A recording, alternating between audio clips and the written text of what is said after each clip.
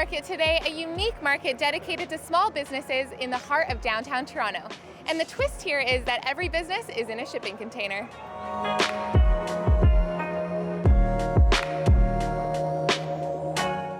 Today we are at STACKT Market with Matt Rubinoff, owner and founder of STACKT Market. Hello, how are you doing today? Good, thank you. So good.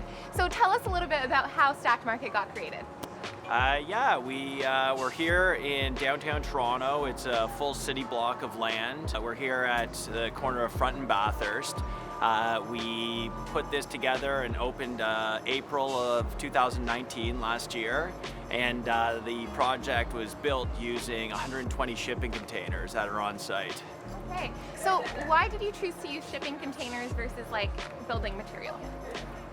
They're definitely an interesting one, but what we've done is we've leased the land for one piece. So when you lease the land, we had to look at an option of where we could bring something in as a modular build. So we bring the containers in, and at one point, you know, it's a temporary project. If we need to leave, we'd actually pick up the containers and take them with us to another project.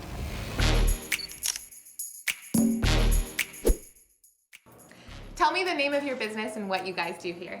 We are Courage Cookies. We donate a portion of our revenue to organizations in the community and abroad.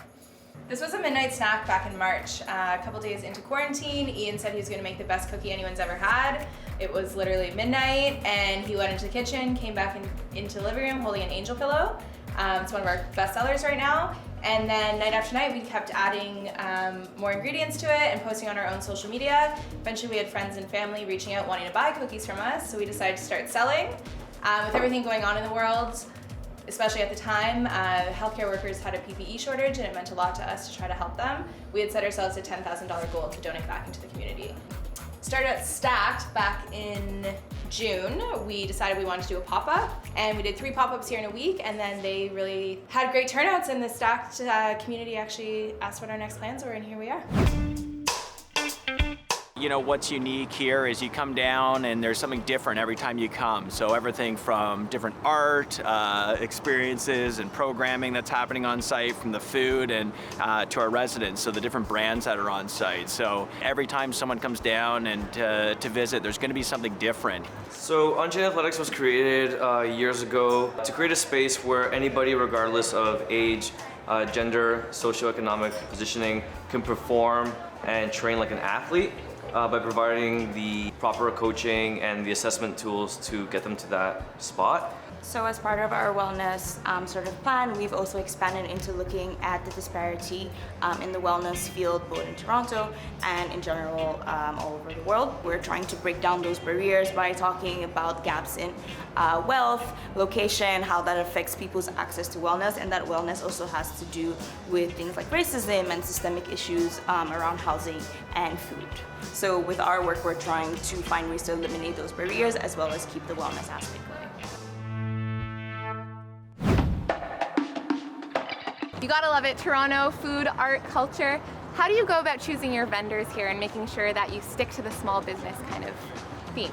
What we do is we listen, one, for what the community is looking for and what they think would be a good fit, what's needed from a service standpoint and products. But then when we look at it, we curate it so that we have a real mix on site, so make sure that they're complementing each other on site when they're here. So we're a space that offers more natural methods of facial grooming and vegan-friendly, plant-based, ammonia-free tints for your eyebrows. And we will also soon be offering lash lift experiences as a much more natural alternative to lash extensions. We do not share any tools or products across any appointments. It's just such a beautiful space, and I'm a big sucker for repurposing anything and everything. So the shipping containers make so much sense to me, and the fact that it's even land that's repurposed for a community space.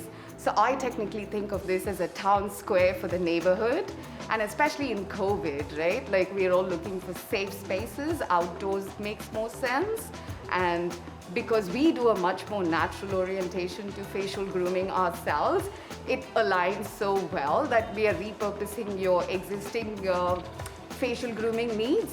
We're not trying to change up or make you look on trend, but more what you want.